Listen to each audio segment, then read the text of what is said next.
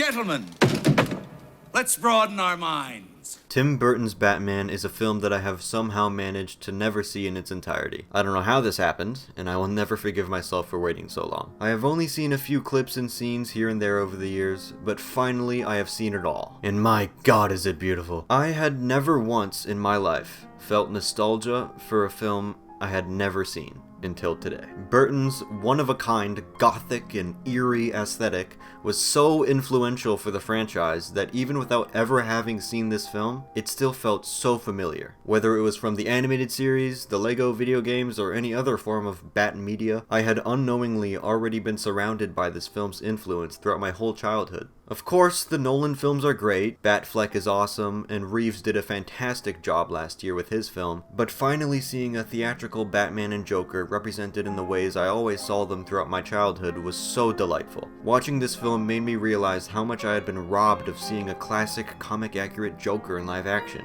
I've just been so used to the terrifying, grounded, anarchist criminal mind like Ledger's iteration, that I've forgotten who Joker used to be. A fun, classy, flamboyant individual with an infatuation for brightly colored toys. Get those wonderful toys. Although I do love it when Joker puts a switchblade up to someone's mouth with intense hardcore music playing in the background, I didn't realize how much I missed seeing him dance in the pale moonlight with classical circus music instead. Just seeing all those old gags I knew from the cartoons, like the electrifying handshake, the acid-squirting flower, the wind-up teeth, the laughing gas, and that long-barreled pistol that shoots a little flag that says bang, made me realize how special this film truly is. And the craziest part is, this was the source of all of it. This was the beginning.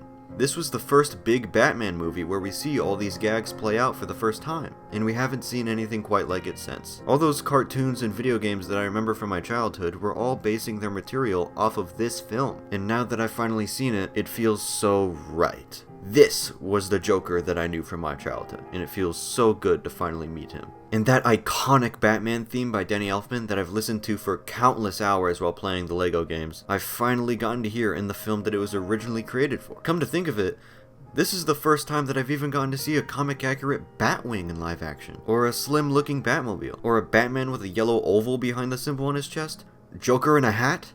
There's so much that I hadn't realized I've never gotten to see in live action. I really don't know how I waited so long to watch this. There are so many great aspects of Batman and his supporting characters that get torn away whenever a new director comes along with a never-before-seen, grounded take on Batman. And I'm glad that, at least for my first time, I've finally gotten to see all of their classic traits being represented rather than neglected. I'm really glad that we get to return to Burton's take on Batman this week with the release of The Flash, as it's been far too long since we've seen this classic iteration of the character. And I suppose there are some flaws with Keaton's Bruce Wayne in this film, and I won't ignore them. His Bruce does need a lot of work, as it doesn't even seem like Keaton himself knew what he was doing while playing the character. Hi.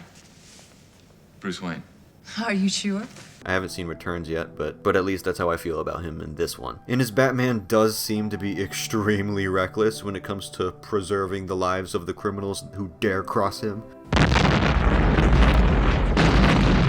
The film also doesn't at all cover any of the reasons as to why Bruce bothers to put on that mask every single night to go beat up criminals, and overall the film completely doesn't do justice to the character from the comics. However, if you don't view it as a comic-accurate Batman, but instead as just Tim Burton's take on Batman, I think the character is great. So yes, the character has flaws, but at the end of the day, he's still got the most classic Batman feel out of all of the other adaptations we've seen over the years, and that is something worth bringing back. Can't wait to see it tomorrow night. Ezra Miller, please don't ruin this.